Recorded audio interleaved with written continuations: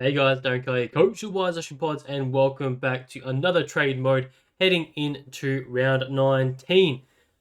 It's going to be a pretty simple one, I think, this week, as a lot of us have a lot of forced trades. We're going to be holding some players that are injured, and we're also looking to cover a few people in our teams this week. So, should be pretty straightforward, in my opinion. It's just really just trying to work your way through who's the best sort of selections that you can bring in with these forced trades. Obviously, money is a little bit tighter with obviously having two forced trades. It makes it tricky. So we will discuss all those sort of things. So let's get straight into it. I'll talk about the trade out targets, quickly capping off the injuries. So obviously, Tristan Cherry is probably the number one this week in terms of trade outs, just due to the fact that you're not going to have any ruck cover. We don't have an R3. We haven't had all year. So he's going to have to be a number one this week with that 3-game suspension. So he needs to go.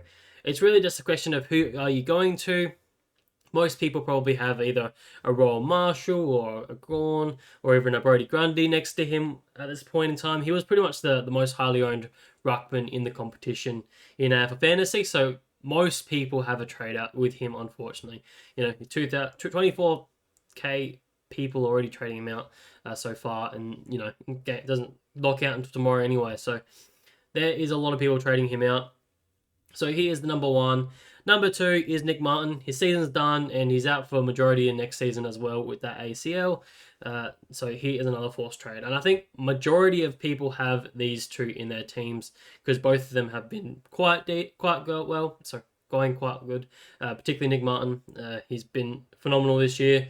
Jerry probably been a little bit underwhelming and pretty much has been a failed pick in terms of a starting selection, just with how poorly he has averaged. Just ticking under that 100 average now when he was priced at like 112 or something like that, something ridiculous, $1.2 million at the start of the year. So he has been a failed pick.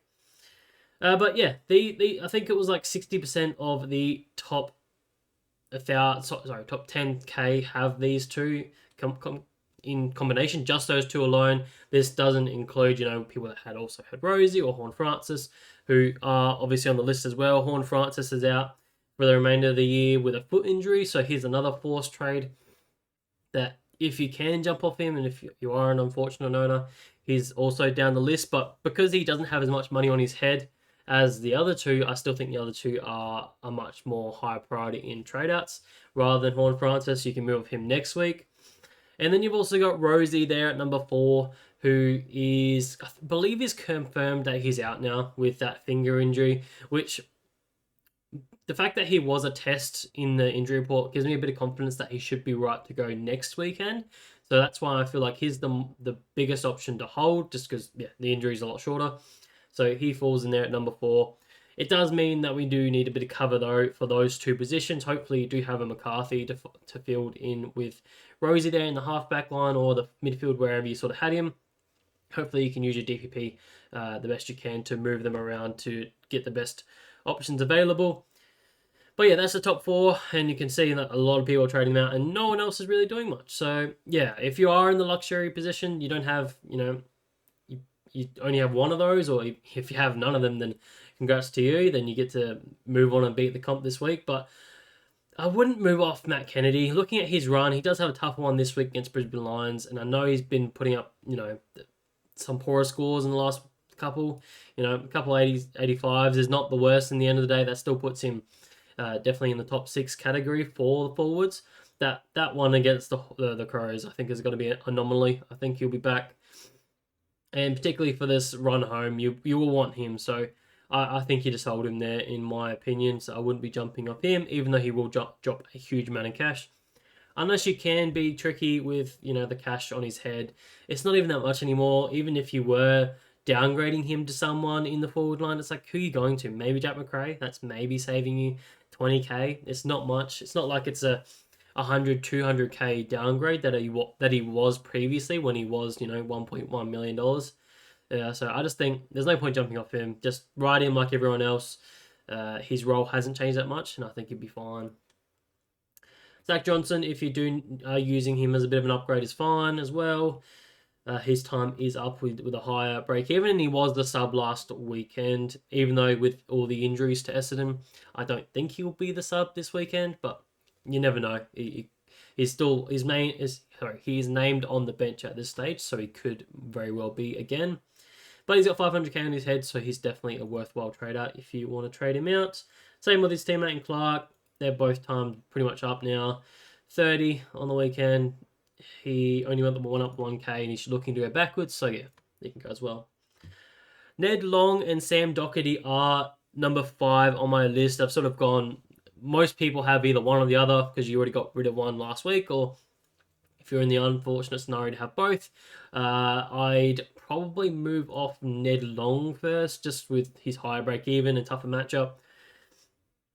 But I do think both of them need to go as soon as possible, with them just plummeting with a lot of concerns around their role and job security and whatnot. So yeah, if you have the luxury of jumping off them, I definitely would be doing there as well.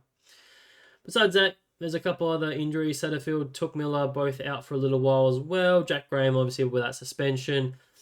Sam Doherty, as I mentioned already, you want to jump off him if you can.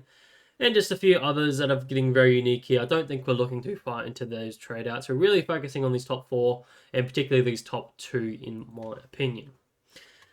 So I was looking into it a little bit when I was doing my calculations, and if most people didn't have Grundy, right? So I'll just go straight into my trading targets here, and I'll go straight to the ruckman, because I think this is where a lot of people are shopping. Look at these numbers.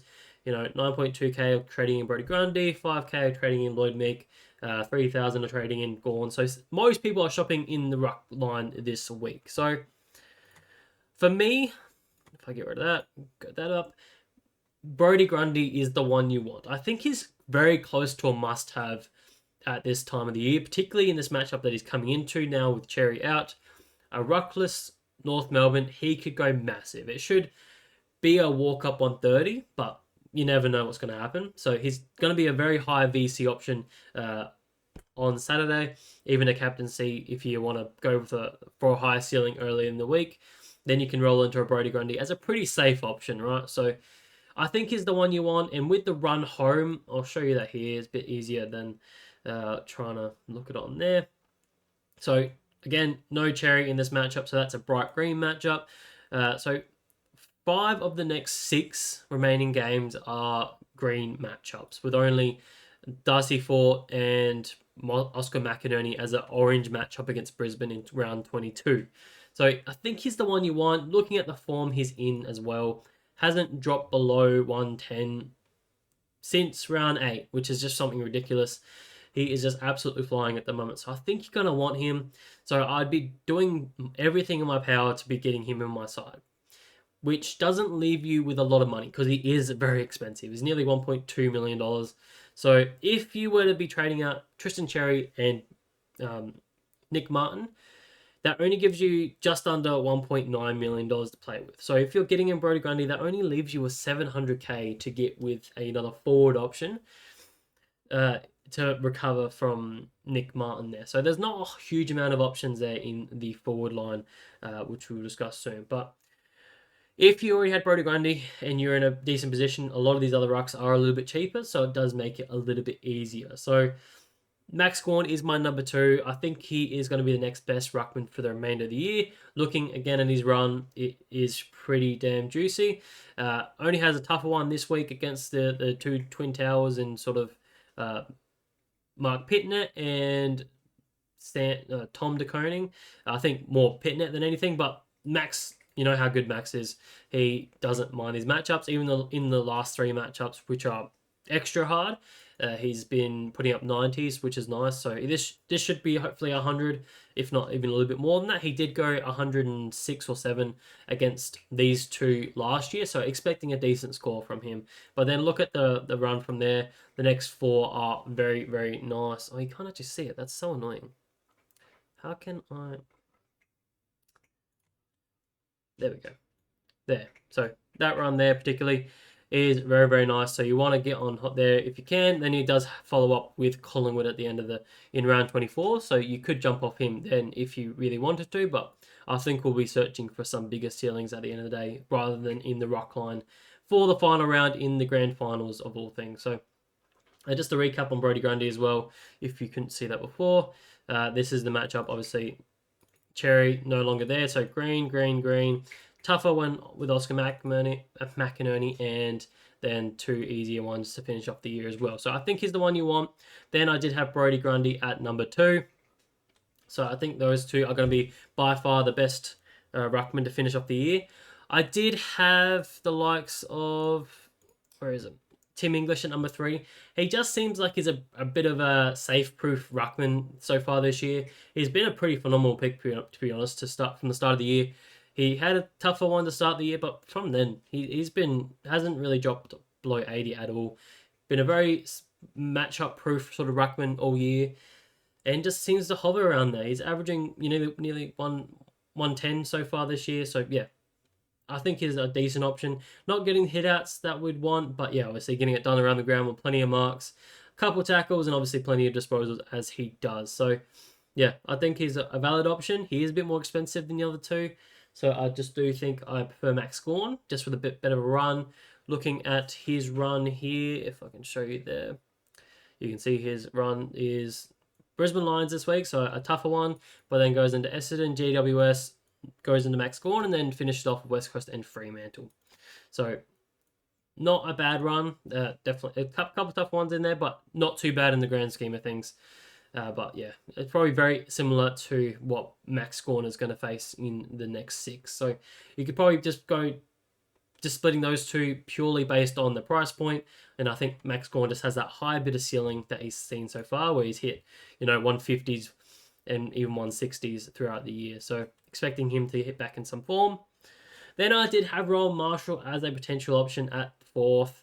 Now, this here has a bit of a caveat to it, that this is only if Max Heath is dropped, which I am quite doubtful that is going to happen. Obviously came in and Rowan Marshall put up a 70 on the weekend against a tougher opponent in Brodie Grundy. Obviously that probably escalated this poor score, so maybe it could have been a bit better, but he did save this score quite well in that 4th quarter. I think he had like 34 points, kicked the goal, so it was looking like it was going to be a 50 odd. So yeah, to put up a 70, you'd be okay with that. But yeah, I do have a lot of concerns if Max Heath does continue to stay in that side. He is taking a fair portion of the ruck contests and is pushing Rowan Marshall forward that extra little bit. I think it was like 26% of the entire game Rowan Marshall spent forward. So that's a lot more percent than what he is around the ball. So he's not getting those extra possessions and the extra hit-outs that he would normally do as well. So yeah, Rowan Marshall is definitely way down the list for me. It's clearly the top 3 that you want. That, yeah, I think they're going to be the best ruckman for the remainder of the year, and they're pretty fairly close. A couple others I didn't mention. Lloyd Meek, he is being traded in by a lot of people this week. And as a Hawthorn fan, I do love this man. He is an absolute mountain, but he has shown this before where he does go well, but then he just drops an absolute stinker quite quickly. So this matchup should be fine, right? He's up against Jordan Sweet. Jordan Sweet is a bit of an easier ruckman to score against. I think he's probably number 1 or 2 in terms of DVP. If I even go here, go rucks. No, he's not up there. Where is he? He is number 7th, 8th there. Still decent. Very good. So yeah, should go well in this matchup. But it's the ones after that which I get concerned is, the Pitnet, tough. Riley O'Brien, extremely tough. Darcy Cameron, really bad. And obviously, it's just a terrible run from there onwards, realistically. These 5 are terrible. I'll probably show you that here as well. If you can see that. Yeah, so Port Adelaide fine, but then look at the sea of red for the remainder of the season. You do not want him for the remainder of the season. You probably want him for one matchup, but then are you really looking to trade him out as soon as next week? It seems a bit of you're just playing with fire, because what if we get another forced trades coming in next week, and then you can't trade him out, then you're just running him with a bad matchup coming, and he has shown to put up these really bad scores of 40s, 60s, a couple 60s. So he can drop these bad scores even in decent matchups as well. So I'm really reluctant to go to Lloyd Meek, even though I think he could be great. I just don't see the consistency there, and I do think he's a bit too far off of the top guys to risk it at this stage. I'd rather with the final 6 weeks of the season, get to the best guy you can, who's going to have the biggest ceiling, provide a captaincy option, and be the best on that line as possible. So that's what I think about him. If you were looking to do a Luke Jackson sort of loophole where you're throwing Luke Jackson into the ruck line, getting another forward, and then potentially if you have DPP to get a different sort of a midfielder or a defender, whoever you're looking at, it is probably a 1 week play. He does have a tough matchup. I just still think he's going to be that 10, 15, 20 points off of the next best guy. So when you're talking about Tim English, Max Gawn, and Brodie Grundy, I expect them to be sort of 115 plus, whereas I think Luke Jackson's just going to be a 90, 95 at most. So he's 15, 20, 25 points off of those guys every single week. And I just think that's going to be losing way too many points in that particular line. So I'd rather him keep his time forward, where he is providing us as a top 6 option and get the best ruckman you can possible. But it is a 1 week play if you are limited in what you can trade in this week. I don't mind it there, but again, you're locked into bringing in another ruckman next week, which will probably be the likes of a Max Gawn or a Brodie Grundy even then. So that is sort of there. Darcy Cameron, I don't know why I don't like this pick, but he has been a pretty phenomenal ruck so far this season. Very underrated, realistically. He's put up, what is that, 5 or 6 scores below 100, and pretty much all the others have been varying between 100 and 140 even. So he's been a very decent ruckman to start the year, averaging 103. I think he's pretty much maintained his price point, but yeah. So for a ruckman that was underrated at the start of the year, he's been very good. So I just don't know if I'd go there. Looking at his run again, so you can see that it's okay. It's actually not bad. No, sorry, wrong one. Yeah, it's not the best. He's got 2 decent ones with Fremantle and Richmond. The next 2, Brisbane Lions and then Hawthorn, and then finished off with 2 tougher ones. So you'd probably want to look to trade him out at some stage in the round 23 if you wanted to do that. That's a decent play, but I just think again, you can have the safety in going in the likes of Brodie Grundy or Max Gawn is where I'm leaning to at this stage. So that's where I sort of sit with ruckman. It's just really what you can do on the other side of that. So we'll see what sort of teams throw up to see if there are any other options. I don't really think I'm looking anywhere else. Toby Nankervis, I traded him in late last year as well, and we had a very similar sort of crisis going on. It definitely backfired very quickly because he got injured. But just looking at his form recently, it hasn't been on par, even against the old man, Todd Goldstein and stuff. Put up a 78. Come on, man. You got to be putting up 140s in that matchup. Tougher one against Riley Bryan, a 79. Tim English, that's a decent matchup as well, and puts up a 67. So I'm just not going there, unfortunately. As good as I think he can be, and the ceiling he does have with a 150, he's just not got that consistency. He consistently has been putting up these 60 scores throughout this season, so I'm just not going there, unfortunately. And I don't think I'm really looking at anyone else. They're far too off the pace in terms of their points gap between Max Gawn and the others. So that's where I sort of sit with those guys. So see what you can do there. We'll move on to the forwards because I think, again, this is where a lot of people will be trading into with Nick Martin being out, unless you have DVP, or however you want to call it, DDP. So, moving on to the forwards, I've got Jack McRae as my number 1. I think there's obvious reasons with his matchups for the remainder of the year. It looks really solid. I'll show that here.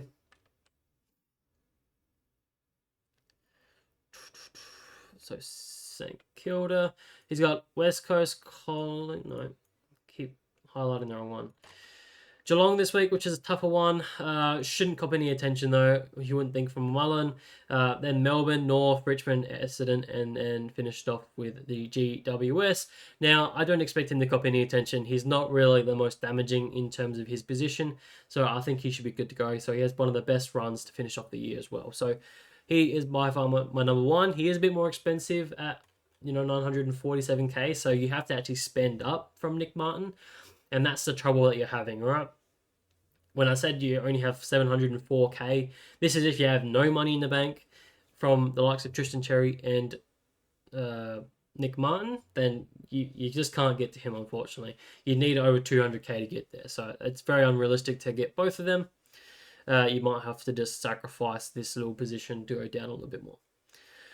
So yeah, Jack Macrae, I think is very valid. He's by far into the top 6 now. He's cemented probably top 4 realistically, nearly averaging over 100, which is really good. And I do think he'll break that 100 average towards the back end of the season with a decent fixture as well. He seems to have found a bit of form in the last since his return from injury post bye, even hitting his time on ground a little bit more, so which is nice. So yeah, very valid option there. Number 2, I've got Ryan Myers. I just look at how well this man has been going for the last sort of 2-3 months. Only hitting below 90 twice in the span of how long, since round 9. He just gets it done, especially in this nice role where he just gets the ball and demands it whenever he wants. High time on ground, kicking a few goals as well, so he just has a good ceiling. So I think he's a valid option. And the run, we've spoken about Geelong's run plenty of times for the last couple of weeks, even before the bye. So yeah, he's definitely one that has a decent run. St Kilda, North, Port Adelaide, Essendon, and then Richmond to finish off. You're gonna want him at some stage. So I think you might as well use the money now if you can get him. He is very expensive though. That's why I have him sort of behind Jack Macrae, just because he's probably out of reach for most people, unless you're looking to really downgrade your ruckman down to something a little bit more risky. Then he's definitely a valid option. Does have a higher break even as well, so he's sort of on the decline. But I do think he'll hit close to that in the coming weeks. So I'm just not sure how cheap he's going to get. So he's number 2 for me. Number 3, I have got Chad Warner, who isn't super popular this week. He's just been a bit meh for the last sort of 6 weeks, realistically. Hitting a lot of 70s, a lot of 80s, 190 in the last 6. But with a decent fixture coming up, North this week, easiest matchup for midfielders. Essendon, how easy they are at the moment. Then Geelong and West Coast to finish off the year. I think he can put up some very decent scores. And with Sydney being a bit more competitive in the last 3, just his last 3 scores I'm looking at, he's averaging about that 90. So yeah, I think he can do that for the remainder of the year, if not even pop a cheeky 110 every now and then, particularly in this matchup this weekend. And that's what we're really looking for each and every week, is define the ceiling. And I do think Chad Warner could have a bit of a ceiling week this weekend. So he is one that I'd be looking at trading into if you have a bit more coin. He's a little bit cheaper and is a bit more achievable from those trade-in targets. Now, this one, number 4, Isaac Rankin. It feels a bit dirty to be recommending people trade him in, considering that, for the last couple of weeks, a lot of people have been looking to trade him out. And, it feels a bit reactionary to be jumping back onto him, after just 2 weeks of decent performances. But it's hard to deny that he does have a decent run in the final 6 weeks. Gold Coast are one of the easiest matchups for midfielders particularly. Then he's got West Coast and North to finish off the year, so you could obviously kick a fair few goals in those matchups and put up some decent ceiling scores. And with the fact that Nick Martin has dropped out of the top 6, it just opens up that extra spot where he now comes into a lot more calculations, that he's very close, if not inside the top 6 for the remainder of the year. So yeah, I think is a valid option. He's super cheap at 830k. He's cheapest of the lot in this group, particularly. I think 30k cheaper than all of them. So yeah, he's a lot more achievable from those, if you're looking to trade out those guys particularly. So yeah, I think he's a really good one to look at grabbing hold of. His role is a little bit different than what we saw at the start of the season. He's only playing about 25% CBAs, but he's still getting it done on the outside, getting plenty of marks, also getting a few tackles, and obviously getting on the scoreboard as well. So he's building a decent scoring capacity over a stretch of his stats there. So I think he could go well this weekend. It does have a revenge game against the Suns, and we know what happened last time earlier in the year. He sort of got ripped off, so I think he will be having a bit of blood boiling, and he might have a big game. So again, could have a bit of a big one. Number 5, probably undersold Christian Petrarca. I have pretty much all year. He's so up and down, but looking at his stats, he's been super consistent between that sort of 80 and 110 all year. Hasn't really dropped too much below that, and hasn't really gone above that at all. But for what you're getting, for what you're paying for, I think you're just getting what you want. You're not. I think he's a very safe option, but he is a bit more expensive than the others. 40k more, 60k more than Isaac Rankin, and the run home isn't the best. Has a couple better ones, but nothing amazing. I'll go here. Let's get Melbourne lined up there. So he's got Colton this weekend. Light green matchup, so should be okay. St Kilda next weekend probably cops a bit of attention from Windhager if they'd like to tag.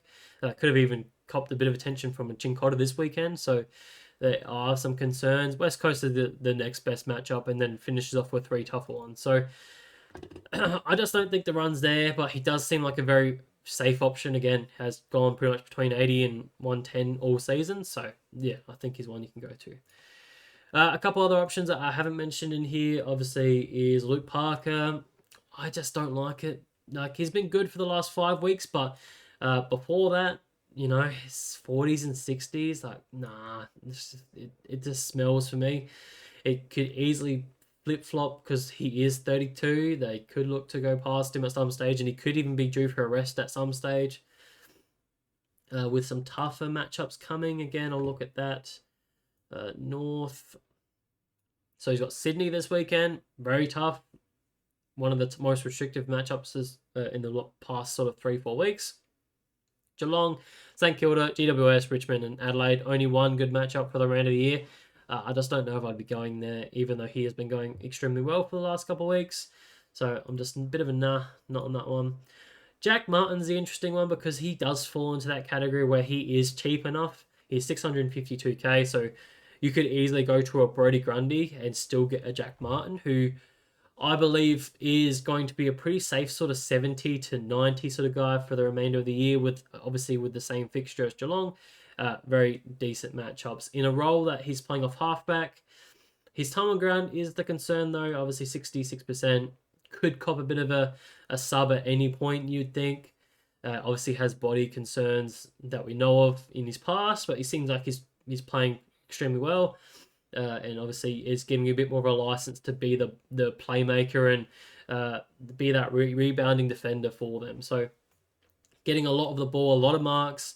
He's not taking a lot of kick-ins, but he's receiving a lot of kick-ins, which gives him the +6 extras. So just looking at his last 4 or 5 matchups, yes, put up a 53 against Gold Coast Suns, but in the last 4, 60, 76, 84, 107, and 70. 2 tough matchups in the Brisbane Lions and GWS, and obviously 2 easier ones with a 70 and a 107. Good matchups to come. So I just think, again, he's going to be close enough to top 6, probably more closer to top 10 for the remainder of the year. And for the price range, he's going up in coin. You could even look to loop him if you have another F7, or you could even grab another F7 in the coming weeks as he gets in tougher matchups or his job security changes, whatever. So I think he's a very good stopgap for a little while. That is probably only 10 to 15 points off of the F6 option in like a Rankin or something like that, who probably averages 85 or something like that for the remainder of the year anyway. So I really like Jack Martin. He's someone that I'm looking at bringing him in this week with that role. I don't like Dan Curtin. He's just that winger, unfortunately, for them. And wingers can be very volatile. I don't think these 114s and 118s are going to be sustainable. I think they're going to drop off quite quickly. And we know he can drop 50s and be just that sub sort of 70 guy quite quickly, like he was doing for most of the season. Just I think he's having a bit of a perfect patch at the moment. I don't think I'm going there at this stage. Besides that, I think that's probably about it for forwards. You probably could go back to Daniel if you want to. His fixture is okay for designated defenders, I think. Let's have a look here.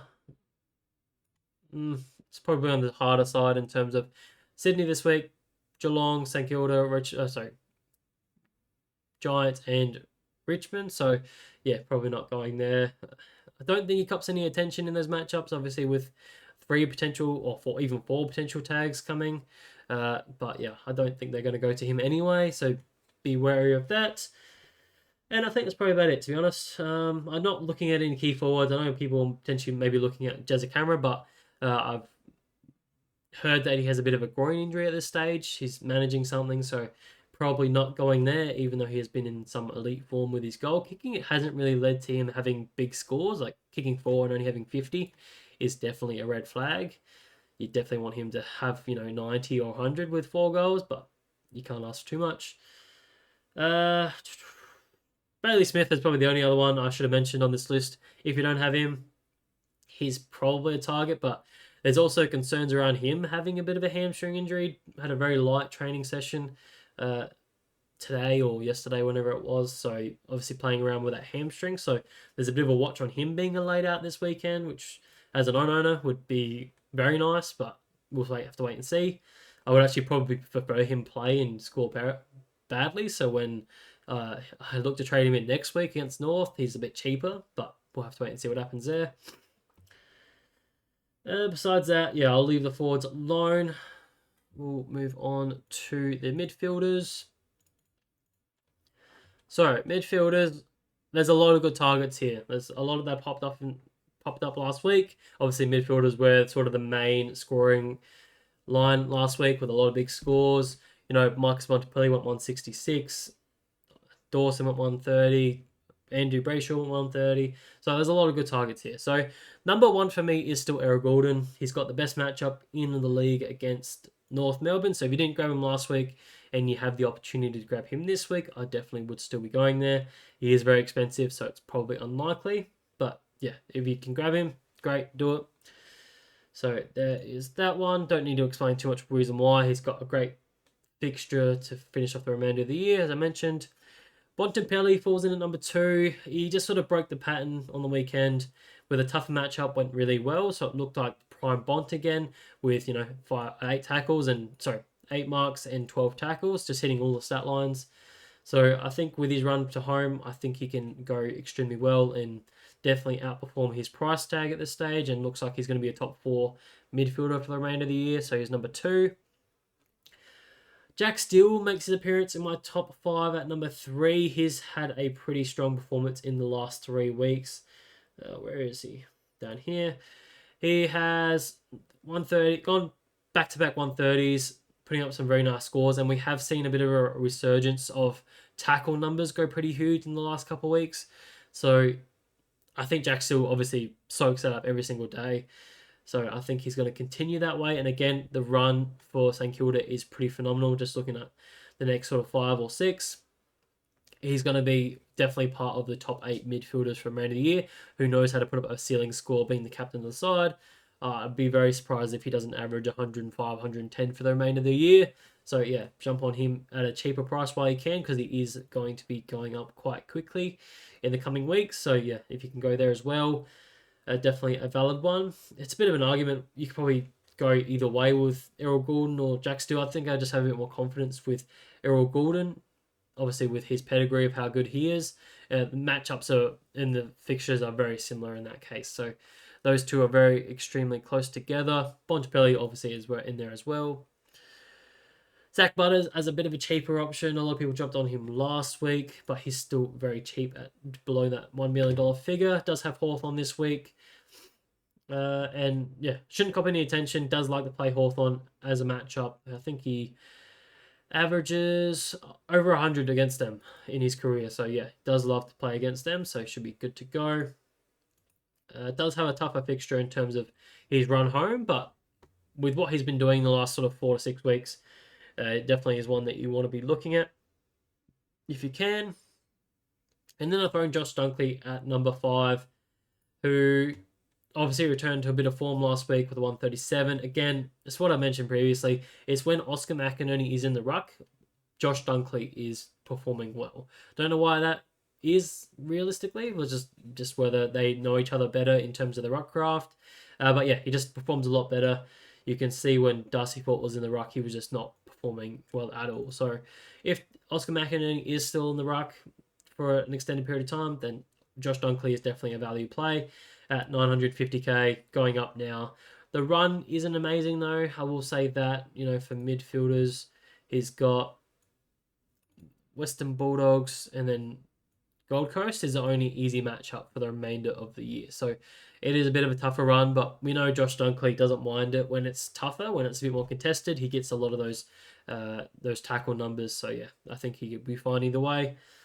If you want to go there, where's all the other pure midfielders? John Dawson, if you don't have him, obviously got a good matchup this weekend. You can go there. He is extremely expensive though, so if you don't have him, jump on him. But yeah, could go elsewhere. Andrew Brayshaw as well does have a tougher one, so maybe not going there this week. I'd probably wait a little while, probably to next week when he has the Eagles if he can. And I'll probably finish it off there. I don't think you're going nowhere to Anston, not this week against the likes of the Crows. They're a very, very tough matchup, so probably not going there. So that's the midfielders. Let's jump over to defenders to finish off. I'm not going to talk about the downgrade targets because I don't think many people are looking there this week, and I don't think there's a clear answer as well, so I probably won't talk about them at all. But the defender list is pretty short. I think there's only a very short list of players that we're targeting. Whitfield is by far the number one. 7.5k are trading him in already, just with a bit more of a luxury. He should have a very good matchup against Essendon this weekend. Essendon are a rebel at the stage with a lot of under 18s playing, so yeah, it should be fun. For this week, he's super cheap as well, 922k. He should start rising in price this weekend with a decent 120, 130. You'd hope so. So he's obviously one you definitely want to have. His teammate and Ash is another one that if you do have the coin, could go to him as a safe option as well in the same matchup. And then I've thrown in Josh Dunkley as number 3. Obviously, had a massive final quarter in the Gold Coast game playing as a midfielder, scored 82 points in a final quarter, which is unreal. So if that's something they want to continue to explore and give him some more midfield time, then you absolutely want a piece of that at some stage. So it could be one that you want to jump on.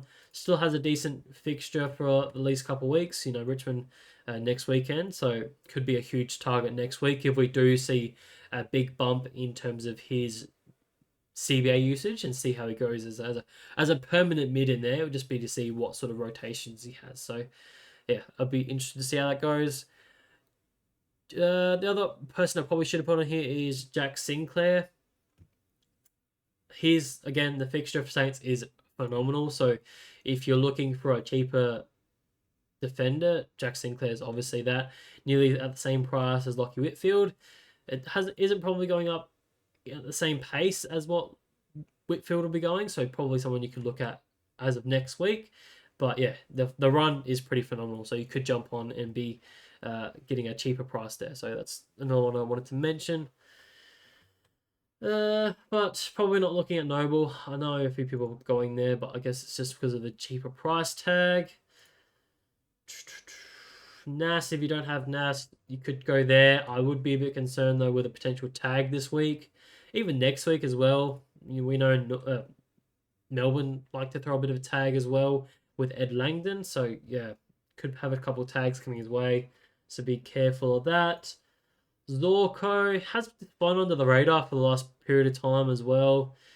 Could finish just the year strong, but does again have a tougher run for the Brisbane. So yeah, don't know about that one. And that's probably about it realistically. I didn't really look too far out here. Probably not going with Thomas Stewart or Jordan Clark at this stage. So yeah, that's probably about it for the trade in target. So realistically, you've got 2 forced trades. If you don't have one of those 2, then you're either trading out Jason Horne-Francis. If you don't have him, then you probably have Connor Rozee. You probably have at least 2 of those forced trades out this week. So it's really just trying to make the best world you can, and that would ideally be going to Brodie Grundy and maybe a Lockie Whitfield if you can in the defence line. If you can't go to the defence line, then you unfortunately have to play in the forward line, which sucks at this stage. But there are plenty of options in the forward line for us to play around with. So let me just clarify my top 5 trade-in targets for the weekend. Number 1 is Brodie Grundy by far. I think he's going to be the one to give us the biggest ceiling this weekend with a nice captaincy option, and the run home is pretty phenomenal. Yes, he's expensive, but you want to grab him. Number 2, I do have Lockie Whitfield. Again, should have a massive ceiling this week. Will feature in my top 5 captains. and should have an amazing run home. So if you can get him, I'd be going there as well at his basement price. Errol Gordon falls in at number 3. Again, the matchup again should have a good ceiling there. So if you have the luxury to go there, I would be. Number 4, Jack Macrae as that forward option. He's by far the best option in the forward line. More expensive, so if you can get there, go ahead. Should be good for the remainder of the year. And then number 5, I had Max Gawn as if you can't, or if you already had Brodie Grundy, or you can't afford Brodie Grundy, Max Gawn is 100k cheaper, who should be able to match or get very close to Brodie Grundy for the remainder of the year for that 100k cheaper. So those are my top 5. What am I looking at doing this week? Hasn't changed since my team review video. It is going Nick Martin and Tristan Cherry as my 2 force trades out to the likes of Max Gawn and Jack Martin. That does mean I have Brodie Grundy and Max Gawn for the remainder of the year, running as a 2 best ruckman. Then Jack Martin does fit into my F6 spot as a bit of a spot fire fix for the remainder of the year. And again, I'll sort of address that in coming weeks to see if I do need to move him on at some stage, or if I bring in another forward to loop with him at some stage. I will get to look at the likes of Kyle Lohman early this week on Friday night with the Bulldogs. So let's just say if he put up a nice 80, I could easily take that over a Jack Martin and just bank those points. I do have Ted Closey there as a bit of a looping option. Obviously, I do have Tom McCarthy over Connor Rosie this week, so I'll be able to just fill that spot quite easily this week, which is a bit nice.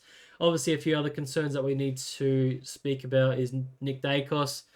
Not that I think this is going to actually happen, but there is talks of him potentially getting a bit of a rest with that ankle injury he sustained last week, so be careful with that. Make sure you have your loops in place or in your emergencies. Besides that, we have the likes of Bailey Smith, as I mentioned, with a hamstring injury, so you want to be careful with that one as well. Besides that, I don't think there's too much else. Andy Brayshaw with that late knock as well is a bit of a watch. So just there's a lot of things happening. Hopefully teams don't throw things too much into whack, because we definitely do not need any more carnage this weekend. So hopefully that has answered all your questions, guys. Please leave any further questions down below. Definitely happy to help out with trades options where I can. But besides that, please leave a like, subscribe, do all those great things, and I will see you tomorrow for Captain's video. Cheers, guys.